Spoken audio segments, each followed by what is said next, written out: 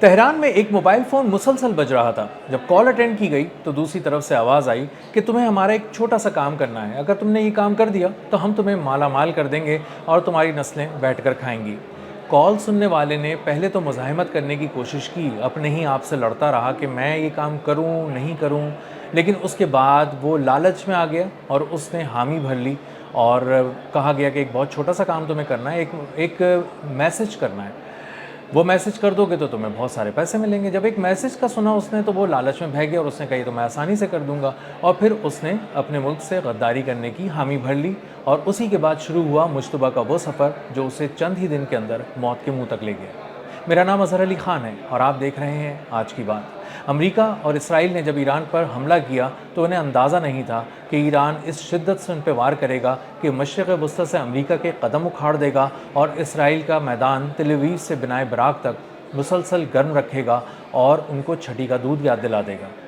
امریکہ اور اسرائیل ایران کے missile programme سے بہت زیادہ پریشان ہو گئے۔ انہوں نے یہ حیرانی کا اظہار کیا کہ ایران کے ترکش میں ایسے کون سے شاہکار تیر آ گئے ہیں کہ وہ نکال کر فائر کر رہا ہے، بیلسٹک میزائل بھی فائر کر رہا ہے، ہائپرسونک میزائل بھی فائر کر رہا ہے، مختلف قسم کی کلسٹر منیشنز بھی استعمال کر رہا ہے اور رک نہیں رہا اور کہیں اس کو بریک نہیں لگ رہا۔ اس کا مطلب یہ ہے کہ ایران کا میزائل پروگرام ہماری توقعات اور ہماری انٹیلیجنس رپورٹ سے کہیں زیادہ مضبوط ہے اور کہیں زیادہ وسیع ہے۔ اسی کے بعد شروع ہوا امریکی CIA اور اسرائیلی موساد کا وہ ٹاسک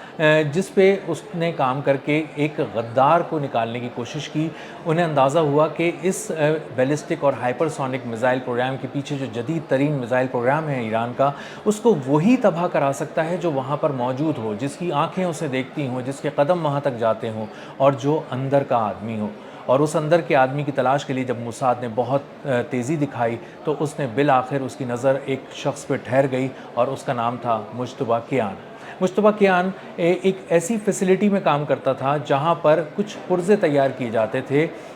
میزائل لانچرز کے، اور وہ میزائل لانچرز کے پرزے، وہ فیسلٹی ان کے ساتھ مسلسل رابطے میں رہتی تھی میزائل پروگرام کے لوگوں کے ساتھ، اور اسے اندازہ تھا کہ جو بیلسٹک اور ہائپرسونک میزائلز اور دیگر جدید میزائل جو ایران کے ہیں وہ کہاں رکھے ہیں، اس کی ایکوریسی کے ساتھ کیا لوکیشن ہے، اس کے پریسائز کوآرڈینیٹس کیا ہیں۔ مجتبیٰ کیان نے بہت ہی محنت کے بعد وہ کوآرڈینیٹس حاصل کیے اور اس کو ایک نمبر دیا گیا موساد کی طرف سے۔ اس نمبر پر اس نے وہ کوآرڈینیٹس بھیج دیے، اور وہ کوآرڈینیٹس بھیجنے کی دیر تھی کہ صرف ایک دن کے بعد ہی حملہ کیا گیا اس میزائل بنانے والی جگہ پہ، اس میزائل فیسلٹی پہ ایران کی، اور اس کو بہت زیادہ نقصان پہنچایا گیا۔ اب جب یہ نقصان پہنچایا گیا تو انٹیلیجنس ایجنسیز بہت ہی میں بھاگ دوڑ شروع ہو گئی ایرانی انٹیلیجنس میں، اور یہ بات ہونے لگی کہ اتنی پریسائز لوکیشن کون بھیج سکتا ہے؟ وہی بھیج سکتا ہے جو یہاں کام کرتا ہوگا، یہ تو کوئی اندر کا آدمی ہے، باہر کا انسان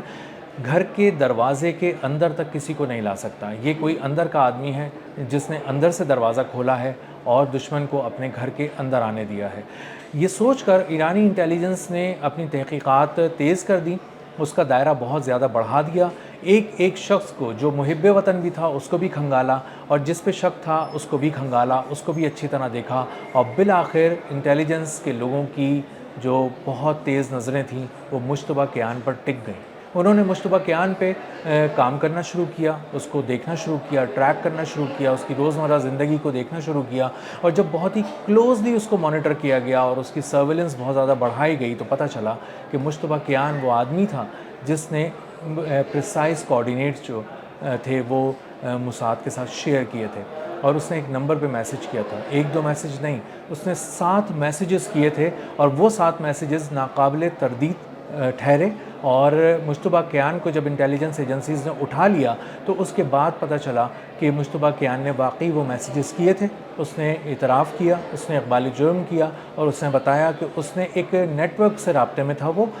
براہ راست موساد سے رابطے میں نہیں تھا، شاید اس کے پیچھے موساد تھی، لیکن وہ ایک نیٹ ورک کو یہ ساری انفارمیشن دے رہا تھا۔ اس نے نیٹ ورک کو دیے ایک خاص قسم کے کوآرڈینیٹس جس کے ذریعے وہ ایران کی میزائل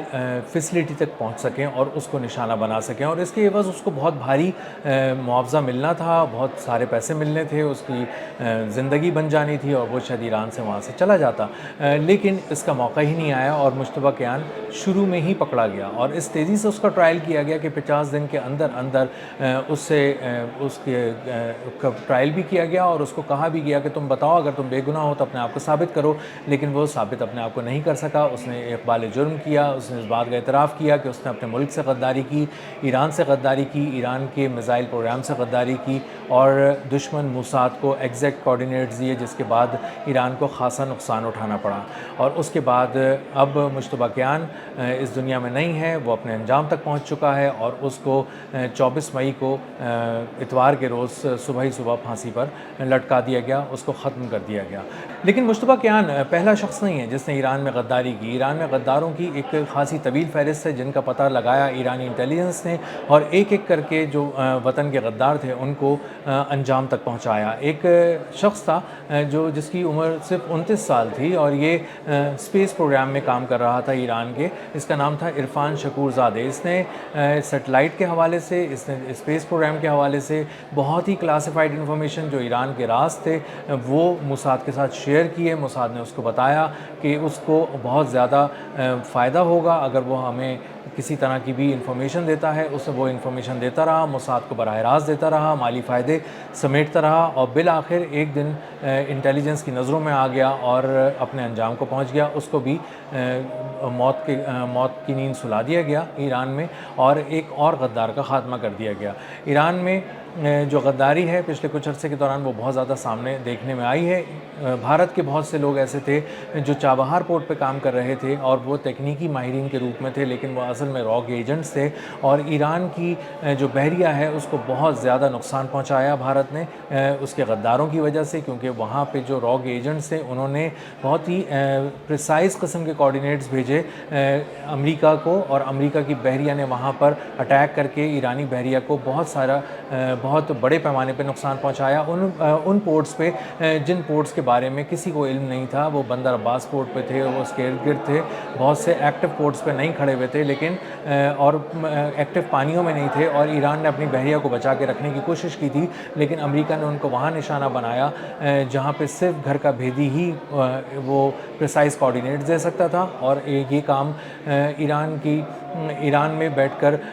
بھارت کے جو راک ایجنٹس ہیں انہوں نے کیا، جو سرمایہ کاروں کے روپ میں، تکنیکی ماہرین کے روپ میں چابہار پورٹ پر آ رہے تھے، وہاں کام کر رہے تھے، ان کے دیے ہوئے کوآرڈینیٹس پہ حملہ کر کے امریکہ نے ایران کو بہت ہی ناقابل تلافی نقصان پہنچایا۔ تو امریکہ جو ہے وہ اسرائیل مسلسل نظر رکھے ہوئے ہے ایران پہ، اپنے کہیں نہ کہیں سے غدار اندر سے پیدا کرتا ہے، ان سے رابطہ کرتا ہے، انہیں لالچ دیتا ہے اور ان کی حساس معلومات چرانے کی کوشش کرتا ہے اور اس میں کامیاب بھی ہو جاتا ہے بعض دفعہ، اور اس کے بعد وہ ایسے پریسائز اٹیک کرتا ہے جس سے بالکل آپ کہہ سکیں کہ ایران کے دل پہ وار ہوتے ہیں۔ لیکن اب ایران کی انٹیلیجنس بہت تیزی سے بہت سارے غداروں کا پتہ لگا چکی ہے، ان کو انجام تک پہنچا رہی ہے اور ابھی بھی بہت وسیع پیمانے پر یہ دیکھا جا رہا ہے کہ اب تک جن لوگوں نے امریکہ اور اسرائیل کا ساتھ دیا اس جنگ میں اور ایران کے خلاف کام کیا اور اندر رہ کے کام کیا، گھر کے بھیدی کے طور پہ کام کیا،